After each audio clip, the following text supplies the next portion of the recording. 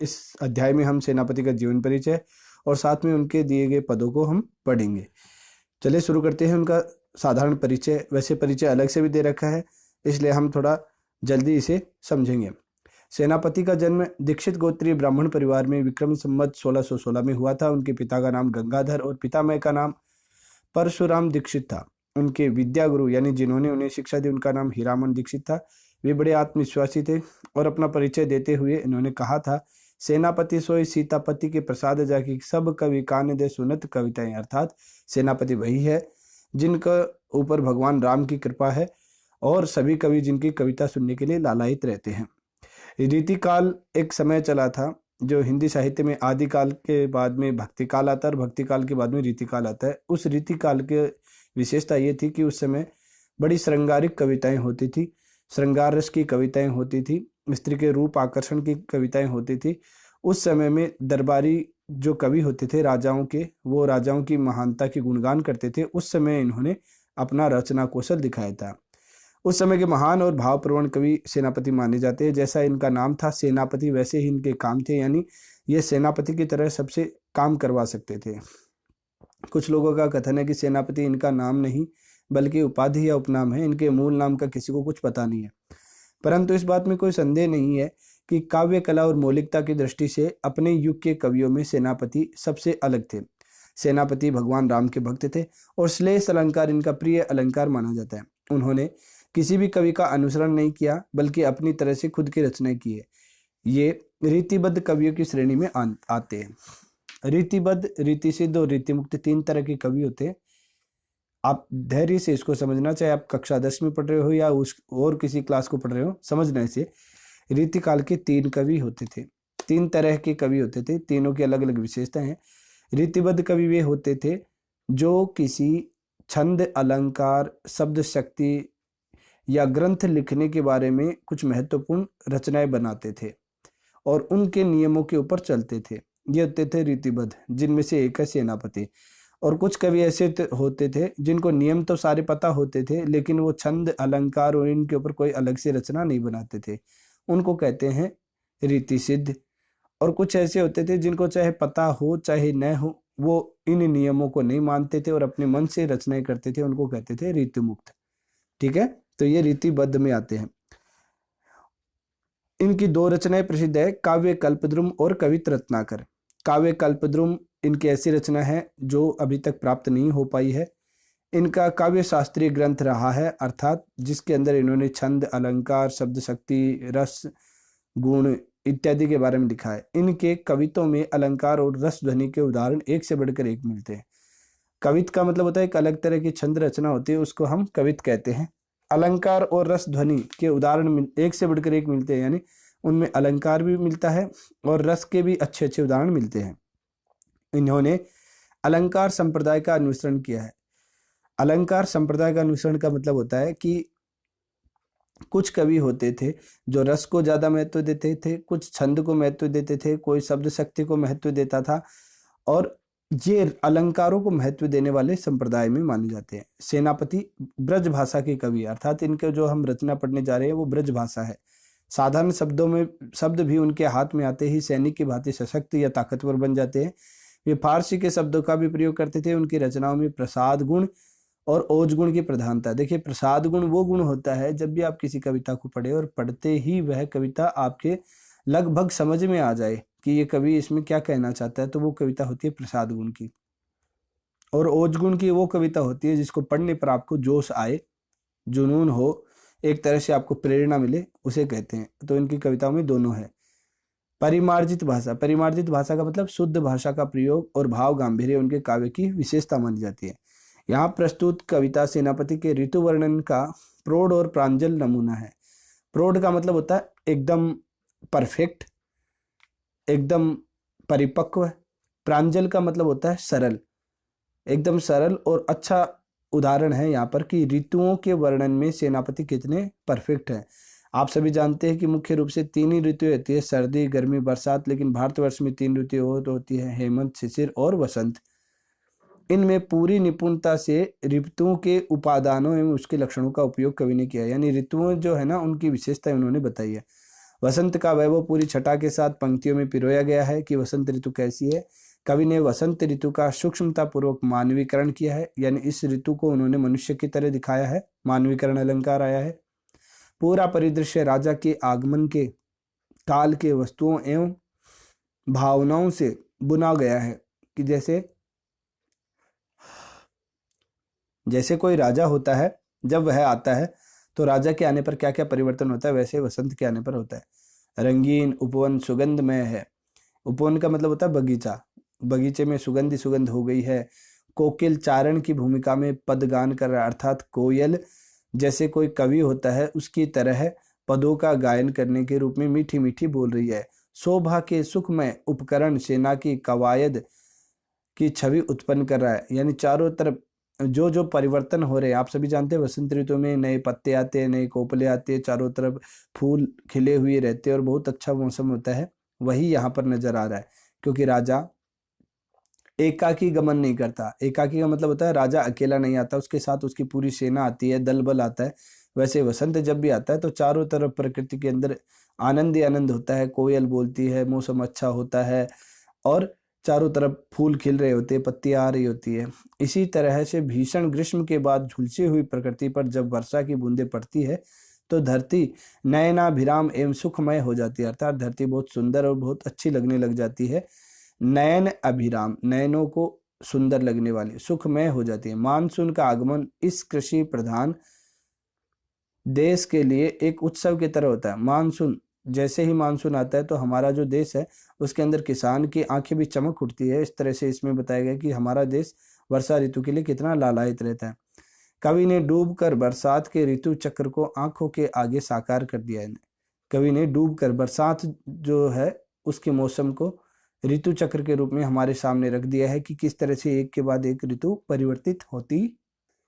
इसी के साथ कवि बताना चाहता है कि शीत ऋतु की आक्रामकता को सेनापति के आचरण में कवि ने वर्णित किया है कि बरसात के बाद में, जैसे सर्दी के बाद में गर्मी आती है, गर्मी के बाद में बरसात आती है, उसी तरह से बरसात के बाद में जैसे शीत ऋतु आती है तो सेनापति ने यहाँ पर शीत ऋतु को एक सेनापति के आचरण के रूप में दिखाया कि जैसे वो आता है तो चारों तरफ हर तरफ नियंत्रण स्थापित हो जाता है और प्रकृति पूरी तरह से दबी हुई नजर आती है। सूर्य का तेज भी मंद पड़ जाता है।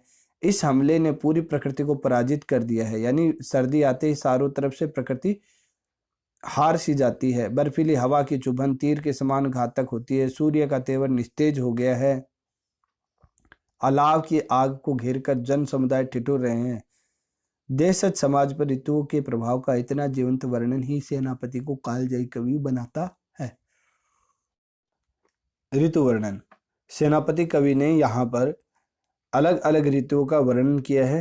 वो वसंत ऋतु, शरद ऋतु और ग्रीष्म ऋतु, बरसात के बारे में बताना चाहते हैं कि किस तरह से मौसम परिवर्तित होते हैं और एक तरह से उन्होंने प्रकृति का सुंदर वर्णन यहाँ पर किया है। वो क्या कहते हैं, बरन बरन तरु फूले बन, फूले उपवन बन, सोई चतुरंग संग दल लहियत है, बंद जिम बोलत विरद वीर कोकिल है, गुंजित मधुप गान गुन गहियत है। आवे आस पास पुहपन की सुबास, सोई सोने के सुगंध माज सनेर सरहियत है। शोभा को समाज सेनापति सुख साज, आज आवत बसंत ऋतु राज कहियत है, आवत बसंत ऋतु राज कहियत है। देखिए अंतिम पंक्ति से आप समझ रहे होंगे कि यहाँ पर कौन आया है, आवत बसंत ऋतुराज कहियत है। ऋतुराज यानी ऋतुओं का राजा बसंत आया है। शोभा का समाज, चारों तरफ शोभा सुशोभित हो रही है, बहुत सुंदर मौसम है। सेनापति सुख साज आज, ऐसा लगता है जैसे कोई सेनापति ही आया हो, उसके सुख की सुविधाएं सारी लेकर आया है। सोने के सुगंध माज सने रहियत है, चारों तरफ सोने के जैसी सुगंध आ रही है। आवे आस पास पुहपन की सुबास, पुहपन का मतलब होता है फूल, चारों तरफ पुष्प की सुंदर सुंदर अच्छी खुशबू आ रही है। सुबास यानी अच्छी खुशबू। बंदी जिमी बोलत बिरद वीर कोकिल हैं, बंदी, बंदी का मतलब होता है गुणगान करने वाले लोग। जिमी यानी जैसे बोलते हैं, विरद वीर कोकिल है। विरद यानी बड़ाई के अंदर बड़े बड़े कवि जिस प्रकार राजाओं की बड़ाई करते हैं, वैसे कोयल वसंत ऋतु का गुणगान कर रही है। गुंजत मधुप गान गुन गहियत है, और चारों तरफ मधुप का मतलब होता है भंवरा, भंवरा गुंजार करते हुए गुणगान कर रहा है। बरन बरन तरु फूले बन, फूले उपवन बन, अलग अलग रंग के, बरन बरन का मतलब वर्ण, वर्ण के, वर्ण का मतलब होता है रंग, अलग अलग रंग के पेड़ पर फूले हैं उपवन और वन में, चारों तरफ अलग अलग रंग बिरंगे जो फूल हैं वो खिले हुए हैं, वन उपवन महके हुए हैं। सोई चतुरंग संग दल लहियत है, ऐसा लगता है ये सारा का सारा चारों सेनाओं का दल एक साथ आया है। अब चार सेनाएं कौन सी? पुराने समय में जो राजा होते थे उनके पास चार तरह की सेना होती थी, एक सेना में चार तरह के सैनिक होते थे। कुछ सैनिक पैदल होते थे, कुछ घोड़े पर सवार होते थे, कुछ रथ में रहते थे और कुछ हाथी पर।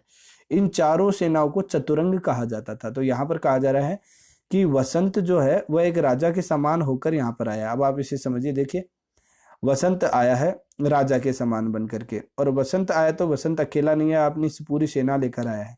बरन बरन तनु तरु फूले बन उपन बन, सोई चतुरंग संग दल लहियत है, अर्थात अलग अलग रंग के फूल सुशोभित होकर के इस समय खिल गए हैं, ऐसा लगता है वसंत अपनी पूरी सेना लेकर आए हैं।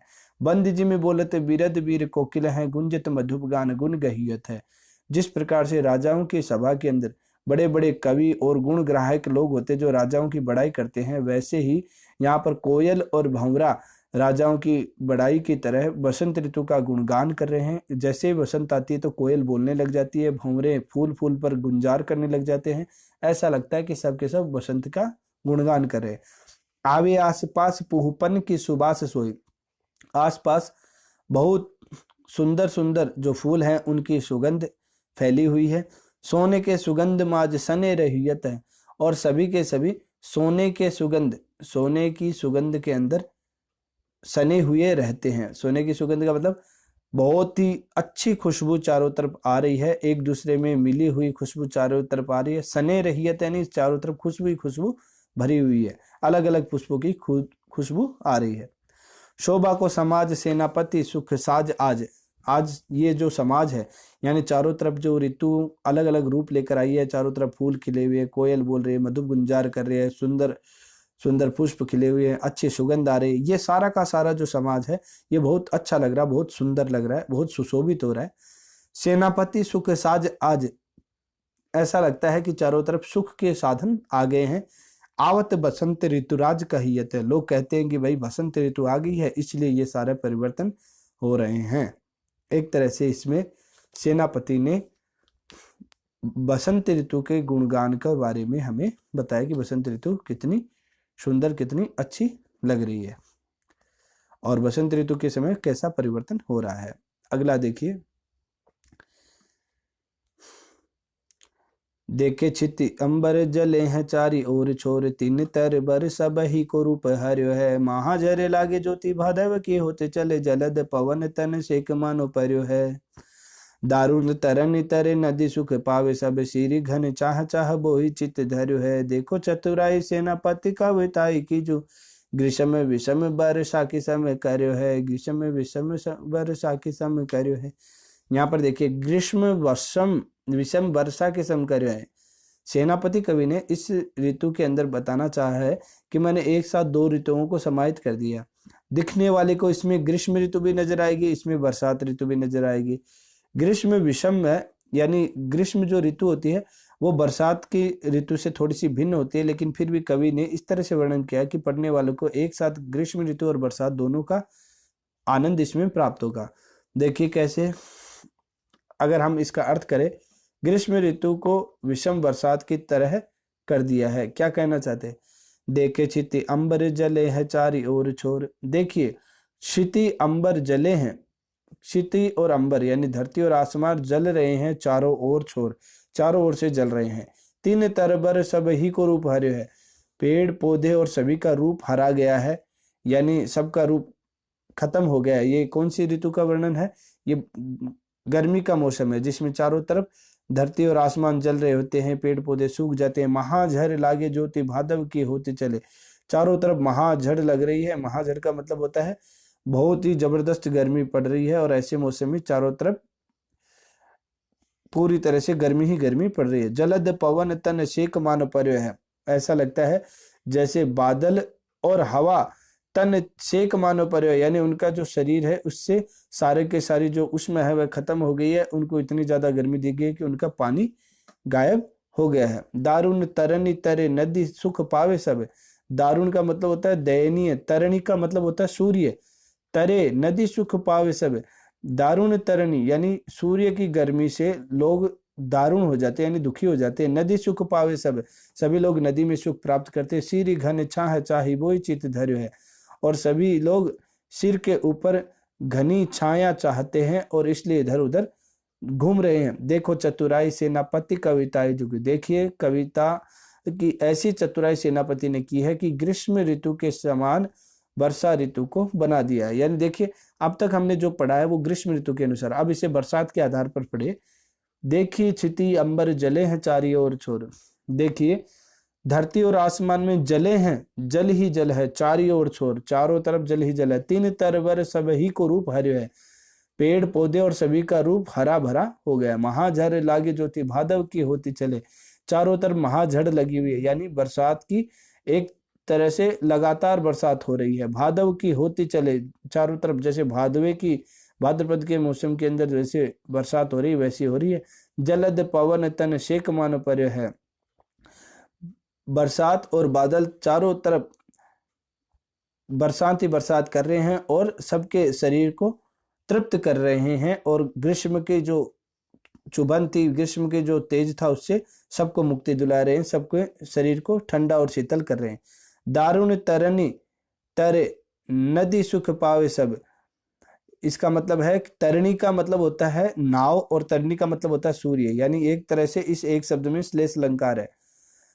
सूर्य के द्वारा गर्मी में जैसे दुख प्राप्त होता है वैसे यहाँ पर कोई व्यक्ति जब बरसात का मौसम होता है तो बरसात के मौसम में नदी में बाढ़ आ जाती है, और बाढ़ के समय कोई नदी नाव से पार करता है तो बहुत ही कठिनता वाली बात होती है। तो ये कहना चाहते हैं कि नदी को नाव से तैरना बहुत ही कष्टकारक होता है। नदी सुख पावे सब, नदी को देख करके उसके अंदर उसके पास नहाकर ही लोग प्रसन्न हो जाते हैं।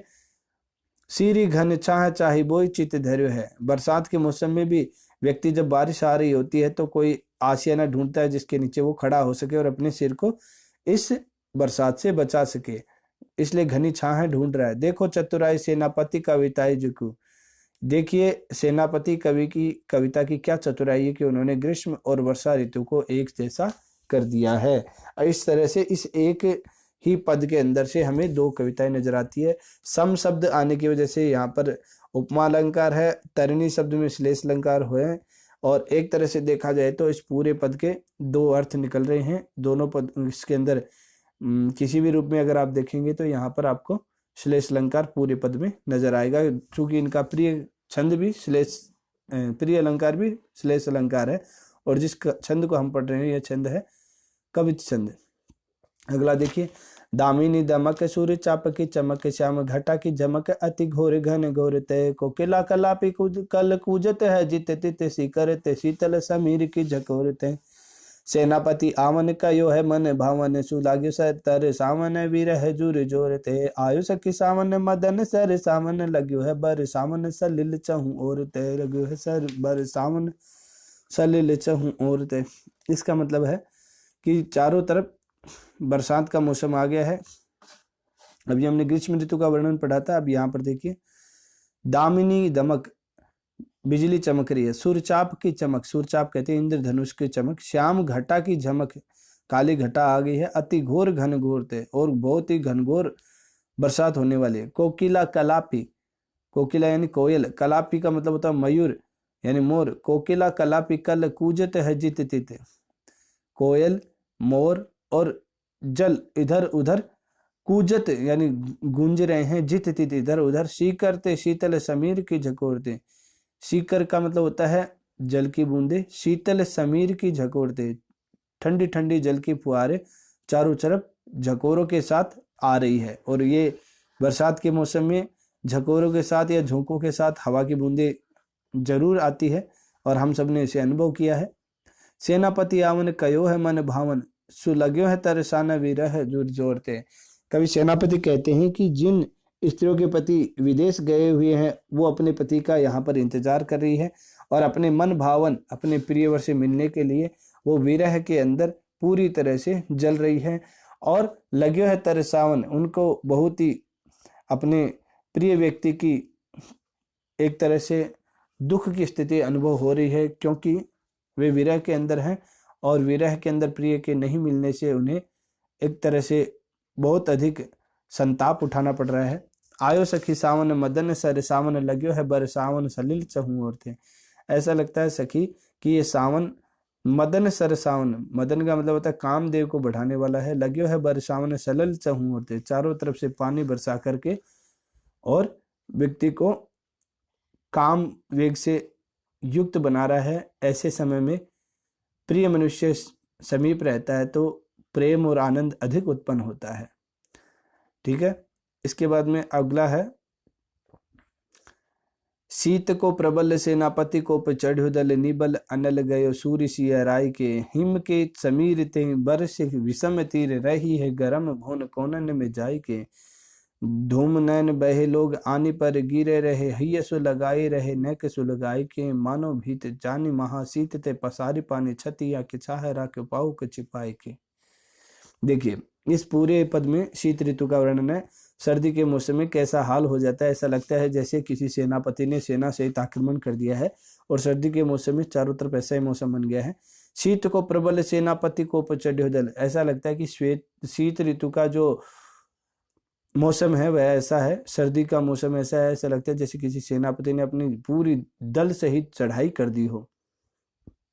निबल अनल गयो सूर्य सिया राय के, अनल का मतलब होता है अग्नि और अनिल का मतलब होता है हवा।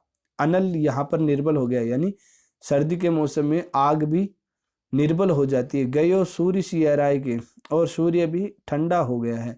हिम के समीर ते वर से विषम तीर, हिम का मतलब होता है बर्फ, बर्फ के हवा, ये बर्फीली हवा, तेई बर से विषम तीर, ऐसा लगता है जैसे ठंडी ठंडी चुभन देने वाली ये हवा पूरी तरह से शरीर के अंदर से निकल जाएगी, एकदम विषम तीर की तरह हमें ठंडी हवा लग रही है। रही है गर्म भुवन कोनन में जाए के, और गर्म भवन के अंदर कोने में जा करके यह व्यक्ति को रहने के लिए मजबूर कर देती है। अर्थात सर्दी की ऋतु आते हैं तो व्यक्ति अपने अपने घर के अंदर दुबक जाते हैं और घर के गर्म हिस्सों को ढूंढते हैं जहां पर वो ठंड से बच सके।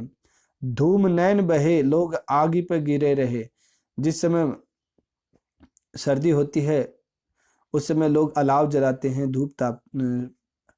आग तापते हैं, और ऐसे मौसम में जब आग तापते हैं तो उनके नेत्रों से आंसू बहते रहते हैं धुएं की वजह से, लेकिन लोग फिर भी आग से चिपके रहते हैं। यहाँ पर ये बताया गया है कि आग जलती है तो धुआं होता है और धुआं से लोगों की आग जलती है, आंखें जलती है, इसलिए आंखें चाहे धुएं से जलती रहे लेकिन लोग फिर भी आग के पास बैठे रहते हैं। हिय सो लगाई रहे नैक सो लगाई के, अपने हृदय से लगा करके उस अग्नि को वो लोग रखते हैं। मानो भीत जाने महा शीत ते पसारी पानी, मानो भय जान करके, किससे, शीत से, वर्ष ठंड के मौसम से बहुत अधिक कष्ट जान करके पसारी पानी छतिया की छाह राखे पाओ के छिपाए के, कि सर्दी के से बहुत घबरा करके अपने छाती से लगा करके लोग किसको रखते हैं, आग को रखते हैं, जिससे वो जीवित रह सके और उन्हें ठंड का प्रकोप न झेलना पड़े। तो ये आपका पाठ था, ये पाठ आज पूरा हो गया है। धन्यवाद।